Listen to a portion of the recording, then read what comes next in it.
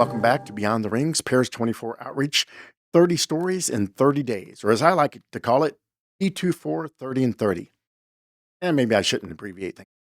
Anyway, thanks for tuning back in for another short story from the Paris 2024 Outreach, where myself and three other people were a part of the Beyond the Rings ground team ministry there during the 17 days of the Olympic Games in Paris 2024, and it was a blast. I've been to Paris twice before, never gotten out of the airport. That's a story for another time. But this time, had the joy of being on the ground for 17 full days of walking, talking, well, literally from around the world about the gospel of Christ. I often describe Olympic ministry outreach as Acts 1:8, all in one place. Literally having an opportunity to engage in gospel conversation, live down the street from where I live in St. Louis County, from some of the most far-reaching places around the globe, including Mongolia, Jamaica. Our country count was up to over 50 before we left Paris. I think we were actually close. So today's gospel story encounter involved a couple of Temple University students. These young ladies, we were in another fan zone. This was more of a fan gathering place. One of the things that Paris 2024 had set up, you see the Eiffel Tower in the background there, was on one end of the Eiffel Tower where there was a big park. That's where, if you saw any of the games, the beach volleyball venue was set up, and there was another venue there. But the beach volleyball, if you had tickets, which I did not, but if you had tickets to the beach volleyball venue, you're sitting there watching beach volleyball in the shadow of the Eiffel Tower. It's an amazing, beautiful setup. On the other side of the Eiffel Tower, on this side of it, they had a stadium set up with 13,000 seats, or I don't know how many exact seats, but there were 13,000 people allowed into this area every night. This was called the Parc de Champions, Champions Park. This was where every night at like 5:30, they would have a show, if you will, an event where all these people could come in. No tickets were required, but it was limited based on base availability. And they had a little walkway that kind of came out in the middle of this area, and kind of like a runway. They would have different athletes come out from backstage, if you will. They come out in the middle of this platform, was kind of like a runway, and they would introduce them. They would talk about what they won their event in, and then as the athletes turned and went back to turn behind the stage, they would just kind of stop and take selfies with or right next to the stage, um, and high fives and all that, and just kind of get some interactive time with their fans. Neat setup.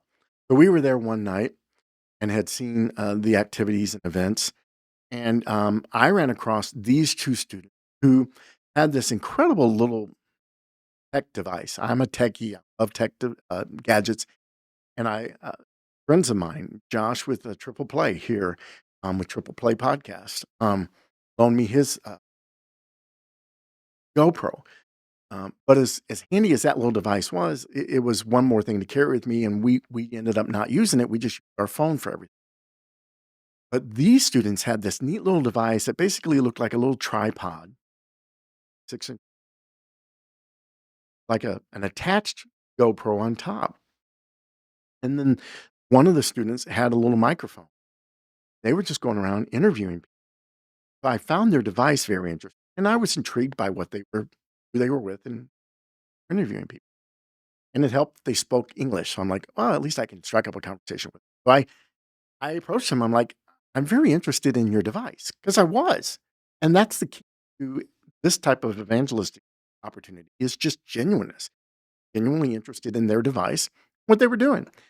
And one of the unique things about being it is a unique atmosphere, openness, conversation.